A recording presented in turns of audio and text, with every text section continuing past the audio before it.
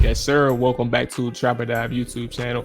I'm your host of the Trapper Dive podcast, Jamal Forrest, aka Coach Jamal, aka Henny Mall, all that good stuff, man. And listen, on our final installment of Trapper Dive film sessions on YouTube, we're going to dive into Eric Bieniemy's offense. Some nuanced things that's going to help us understand what he can bring to this offense, what he will be bringing to this offense, and how players like Antonio Gibson, Curtis Samuel, Kazmeir Allen, if he can make a name for himself and get on the final 53, how these guys can really be impactful, important pieces in Bieniemy's scheme and how they can help open up this offense from an explosive playability. Before we get right into the film session, drop a like button, hit that subscribe button if you haven't done so already. We appreciate that. And yeah, let us know throughout the film session in the comments what your thoughts are on this offense, what your thoughts are on the video, things like that. Feedback is appreciated. Helping keep this channel alive. But without further ado, man, let's go ahead and get into Eric Bieniemy's offense on the Trapper Dive YouTube, Trapper Dive film session.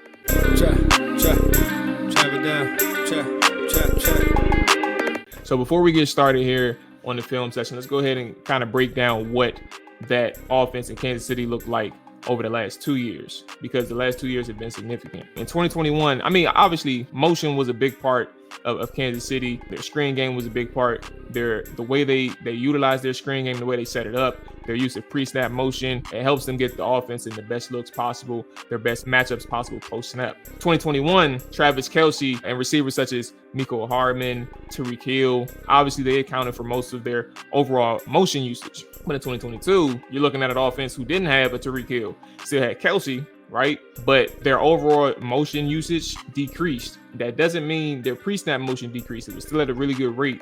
And what does that mean when you think about Washington, right? Kansas City didn't have the plethora of weapons that Washington has on paper in terms of their skill positions. You have Terry McLaurin, Jahan Dotson, Curtis Samuel, Antonio Gibson, who's going to probably be moved around in this offense. You have so many different options in terms of how they can align pre-snap, but also their shifts pre-snap, but also their motions pre-snap. And you never know who's going to get matched up where with Bieniemy, obviously learning under Andy Reid, but working with Andy Reid as well. Like these type of things and the creative ways that you can get a guy in a favorable matchup is really good.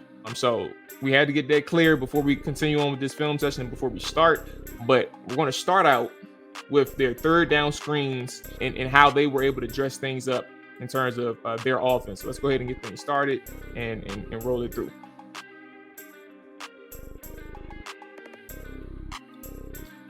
And I think, obviously, as we know, Washington struggled severely with their screen game. Let's go ahead and rewind this one and kind of, we don't have to like break it down into great detail, but you kind of understand. And these are third down plays, mind you. Let's be clear in terms of like the timing of these screen downs as well.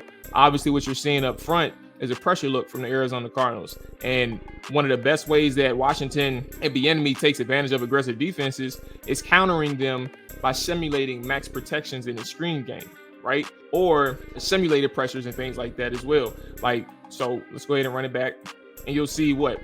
1, 2, 3, 4, 5, 6. You got 7 players in the box for Arizona, right? That's looking like a cover 0 blitz.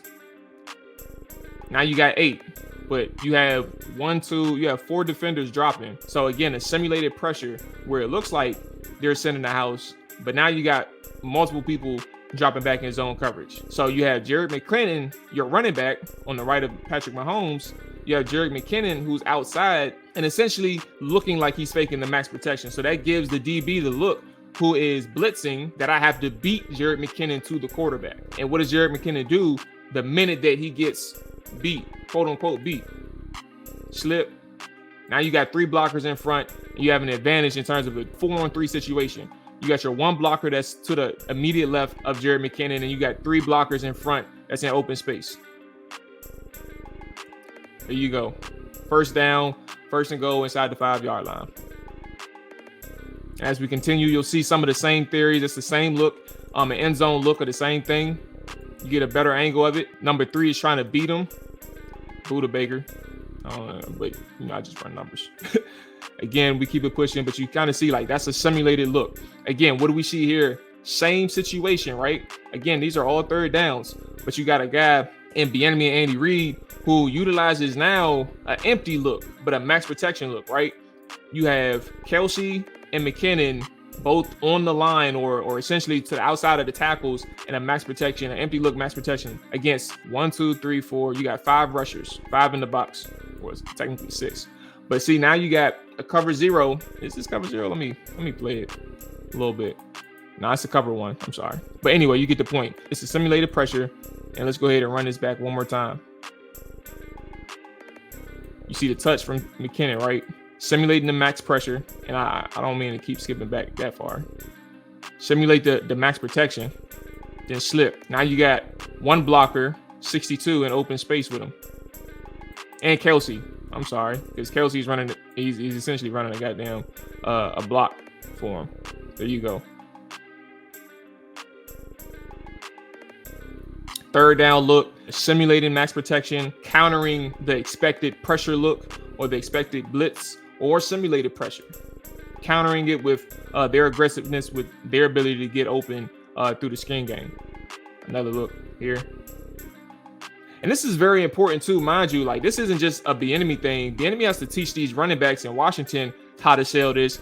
And also in terms of the offensive lineman, like the timing is very important to the screen game. Again, same thing. Let's go ahead and run it and we'll get back to it. Same thing. Empty look, right? Does he house this one? He doesn't house it. I'm sure AG can house this one, right? Let's go ahead and run it back again, though. Empty look, third down situation for the Kansas City Chiefs.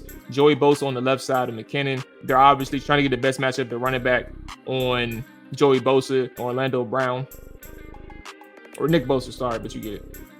He beats him inside, Nick is an aggressive, he's trying to get to the quarterback, so he doesn't care. But obviously, again, the timing, he slips. Now you got 3 blockers on 2 immediate defenders, and now you got 1 blocker in open space. Now he just has to read his blocks and keep it pushing.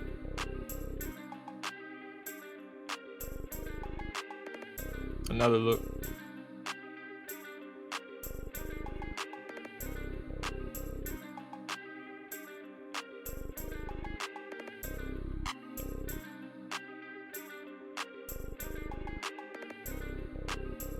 So the one I like about Jacksonville is a little bit different than the first 2. The last play, the Chiefs faced a 3rd and 2 against the Jacksonville Jaguars, and they employed a 12 personnel look. Let's go ahead and run it.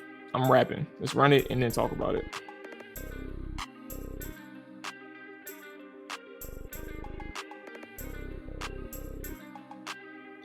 Okay.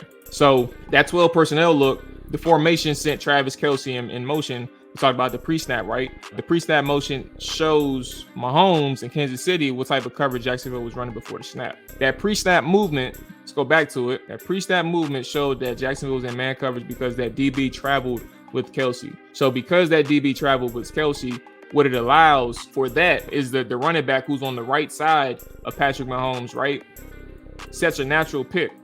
That linebacker has to travel with Jerick McKinnon.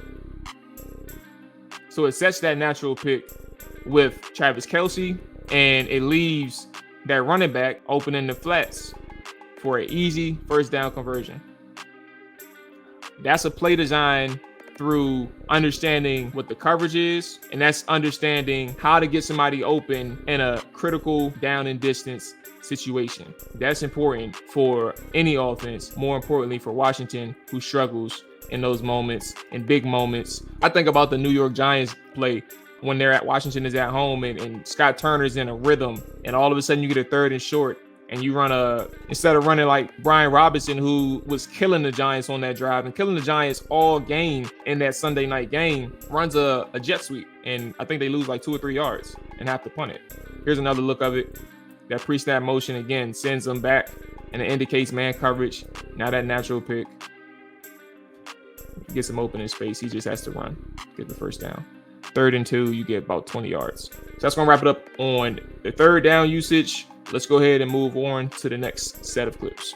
So next up, we're going to take a look at Kadarius Toney. Kadarius joined the Kansas City Chiefs mid-season last year, but they had instant plans for Toney. Like, he was a playmaker. They knew it. Bieniemy knew it. And picture Mecole Hardman. We're going to show Mecole Hardman a little bit in a second as well. But picture Kadarius Toney and replace him with your Antonio Gibson. Replace him with your Curtis Samuel. Replace him with your Kazmeir Allen. Again, if he makes the team, We're going to show a little bit of Kazmeir Allen in terms of like how he aligned and why it makes sense and why I keep mentioning his name, right? But, you know, Kansas City, before we get into it, had a way of dressing up some of their plays through its personnel packages. Tony was featured in 11 personnel, which is 1 tight end, 1 running back, 12 personnel, 1 running back, 2 tight ends, 13 personnel, 1 running back, 3 tight ends, allowing the Chiefs to utilize his athleticism and playmaking ability with the ball in his hands. Sometimes they will use him as eye candy to create opportunities for other players. So this is important because Washington in the red zone was ranked 25th last season, and they use Kadarius in so many different ways. Let's go ahead and run it. You'll see it. Kadarius is number 19. He runs across the formation as an H-back in this instance. Again, right behind Kelsey at the snap. Runs across the formation on a play action boot. Easy money for Kadarius. See how he's able to get that yak after the catch. Like, that's important. And Curtis Samuel can do that. Cashmere can do that. Antonio can do that. I mean, in essence, Jahan and Terry can do it as well. But I don't think you're going to use Terry in this instance. You may use Jahan in that instance, but again, in motion from right to left across the formation. A pop pass in the end zone. Easy money. You get a guy like that with vision who can run and move like that. That's really good. Another way to look at it.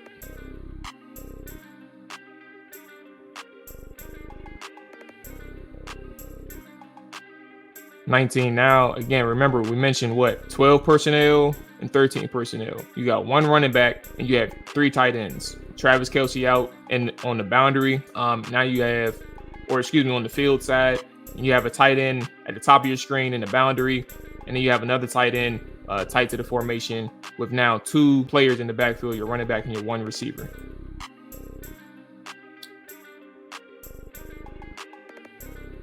We mentioned eye candy, easy score for Jerick McKinnon. Again, that movement, like, that's important. It's flashing a player. It's like, here, look at this over here. Let me move my finger. Look at this over here while we do something else over here. That was stupid, but you get it. The defense shifts to the left. You see that linebacker. Look at the middle of your screen near that tight end that I talked about. He moves over to his left, or to his right, excuse me, while Jerick McKinnon slips outside in the open field. So play design and creativity is going to be a big thing in Bieniemy's offense. And here's another look at it. Number 49 is who I was referring to. So look at 49, his movement post snap. Everybody kind of swings left initially. That's easy money. Kelsey seals him off. Touchdown. Now we're going to let this run and then we'll talk about it. Another snap where he's in the backfield along with Jerick McKinnon.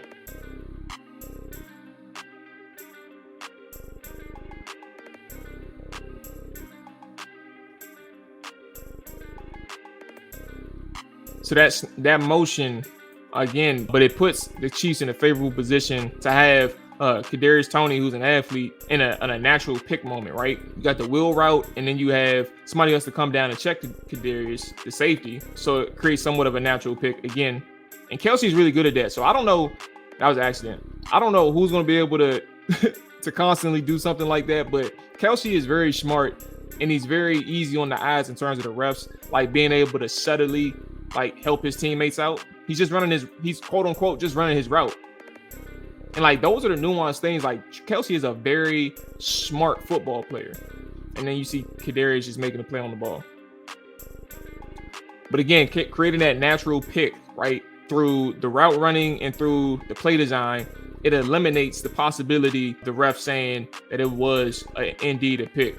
We know it's a pick. The defense knows it's a pick, but it's a legal play. It's nothing where it's obvious. It's no shove. It's no stop. He's just running his route. That's very important too. And when you think about how Washington is going to be able to do some of these things.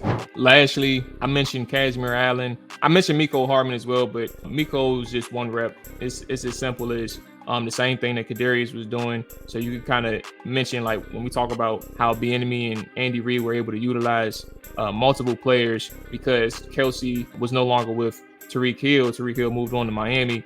They got more creative with their entire skill position. But when you think about Kazmeir Allen and how he's able to be utilized under Chip Kelly's offense at UCLA, you understand why I mention his name so much. So here you have number 19. I'll let everything run. We don't have to necessarily break this down, but you see like how he's able to be utilized in UCLA's offense. The same kind of alignments, the same kind of motion usage, all of those things are important. I remember when, we talk about Antonio Gibson and how he's arguably the most underutilized player in Scott Turner's offense. Well, now you have so many different weapons that Washington can utilize under Eric Bieniemy because of the fact that they create so many mismatches, but there was an offensive coordinator who didn't know how to get them in the best looks. And I think that's important for Washington. Another thing, like, there was motion under Scott Turner, but there wasn't purposeful motion under Scott Turner. Sure, he puts people in different alignments. You saw Terry McLaurin in the slot a little bit. You saw your tight ends in motion sometimes, right?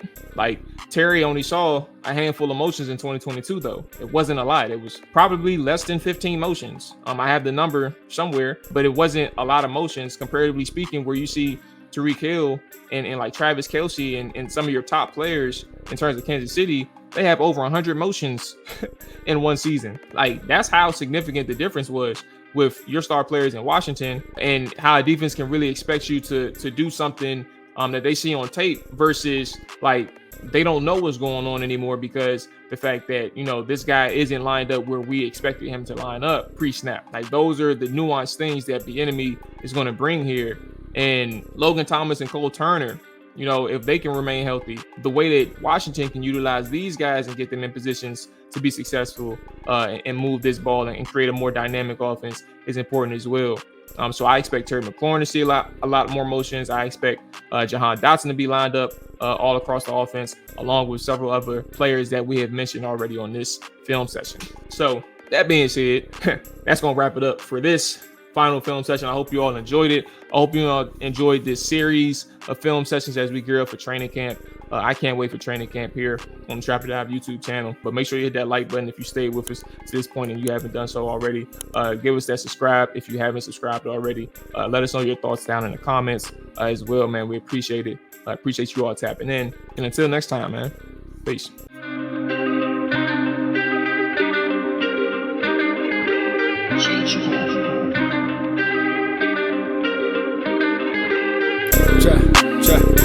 Chop